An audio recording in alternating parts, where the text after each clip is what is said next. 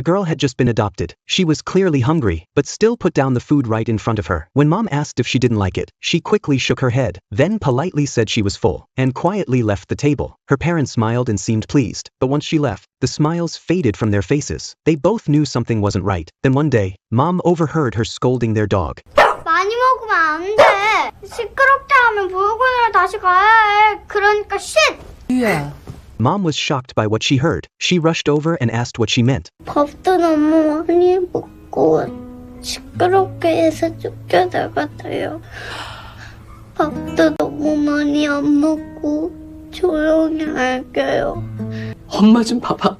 엄마는 지우 절대 안 쫓아내. 왜냐면 지우는 엄마 딸이니까.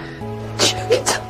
To her adoptive mom, Jiu felt like a gift from above. She'd had more than 10 miscarriages, and never got to have a child of her own. 애기 가짜. Her husband had suggested to comfort her, but on the day they were supposed to adopt, the single mother they planned to meet backed out. The woman felt like she was cursed. Maybe she was never meant to have a child. She cried quietly, not knowing a little girl nearby was watching. A moment later, Jiu handed her a lollipop. 맛있는 거 먹으면 기분이 좋아져요. That small act melted the woman's heart. Maybe this really was the perfect arrangement. The head of the center explained. Jiu had been fostered then abandoned. She was sensitive and very shy, but that lollipop showed her kind heart, and so Jiu nervously moved into her new home. The couple, new to parenting, were just as anxious to welcome her. They filled her room with gifts, but Jiu, used to being ignored, didn't know how to react to this sudden kindness. She barely ate, seeing how cautious she was. Her new parents felt a deep sadness. Dad even picked up his old dusty bass guitar, trying to make her smile, but nothing seemed to work. She stayed polite and kept her distance, until one day, she found a stray dog outside their house. She thought maybe the dog had been abandoned too, so she begged to keep it. Seeing her so excited, they said yes right away.